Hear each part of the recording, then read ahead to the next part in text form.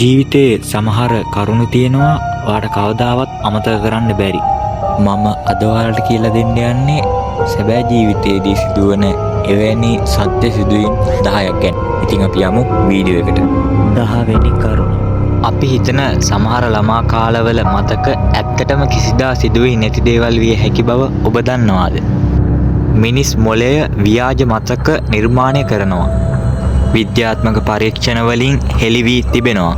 මේ පිළිබඳව ඔබ දන්නවාද? 9 වෙනි කරුණ. ඔබ දන්නවාද මරණයෙන් පසු තප්පර කිහිපයක් මිනිසෙකුට සිහිය පවතින්න පුළුවන්.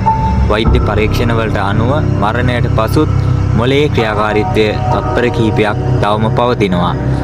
ඒ ජීවිතයේ අවසාන මොහොත වෙන්න පුළුවන්. 8 වෙනි කරුණ. ඔබ දන්නවාද බය නිසාම මිනිසා තමන්ගේ ජීවිතයෙන් සමුගන්න පුළුවන්. අතිශය භීතිය නිසා හදවත අසාමාන්‍ය ලෙස නවතින රෝග තත්ත්වයක් පවතිනවා. ශරීරයට තුවාලයක් නැතුව මරණය සිදුවන අවස්ථා බොහෝ ලෙස වාර්තා වී තිබෙනවා. 7 වෙනි කරුණ. ඔබ සිතනවාද ඔබ නින්දට යන්නේ සෑම විටම තනිවම බව?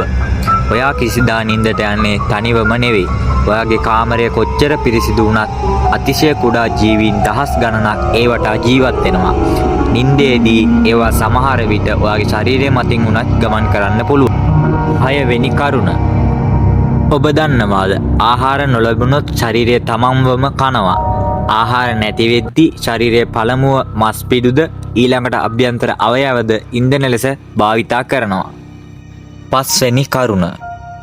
ඔබ දන්නවාද මරණයේදී අවසාන වශයෙන් වැඩ කරන ඉන්ද්‍රිය වන්නේ ඔබගේ කන බව? අවසන් වශයෙන් ක්‍රියා නවතින්නේ ශ්‍රවණ ඉන්ද්‍රියයි. 4 වෙනි කරුණ. ඔයාගේ ෆෝන් එක ඔයා ගැන හිතාගන්නවත් බැරි තරම් දේවල් දන්නවා කියලා ඔයා දන්නවාද?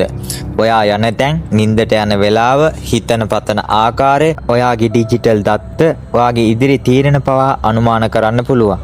භයානකයි නමුත් ඇත්ත. 3 වෙනි කරුණ. ඔයා මේ මොහොතේත් නිරීක්ෂණය වෙමින් ඉන්න පුළුවන්. සැඟවුණු කැමරා, අද කාලේ පෙනෙන්නේ නැති චාර්ජර්, පෑන්, ස්මෝක් ඩිටෙක්ටර් වගේ දේවල් බොහෝ අය ඒවා හඳුනා ගන්නේ වෙලාව ගියාට පස්සේ. අද මගේ ලිස්ට් එකේ දෙවෙනි කරුණ වන්නේ ඔබ හිතන්න ඔබ ඉන්නේ අඳුරු තැනක කියලා. ඔබේම රූපය ඔබ විසින් බලාගෙන හිටියොත් මොළය විසින් වැරදි රූප නිර්මාණය කරනවා. අඩු ආලෝකයේදී දෘශ්‍ය සංනිවේදනයේ ප්‍රවාද වෙන නිසා ඔයාගේම ප්‍රතිබිම්බය වෙනස් වෙනවා වගේ දැනෙන්න පුළුවන්. ඒ නිසාම වීතිජනක හැඟීම් ඔයාගේ සිත තුළ හටගන්න පුළුවන්. අද මගේ ලිස්ට් එකේ පළවෙනි කරුණ තමයි ඔයාගේම මොළය විසින් ඔයාව මරා දමන්න පුළුවන්. අතිශය වේදනාවක් හෝ මානසික ආතතියක් තිබෙන වෙලාවකදී මොළය විසින් ශරීරය සම්පූර්ණයෙන්ම ෂට්ඩවුන් කරලා වේදනාවෙන් බේරෙන්න උත්සාහ කරනවා. ඔයාගේම මොළය අවසානයේදී ඔයාටම විරුද්ධ වෙලා ඔයාගේ ජීවිතය නැති වෙන්න පුළුවන්. හරි.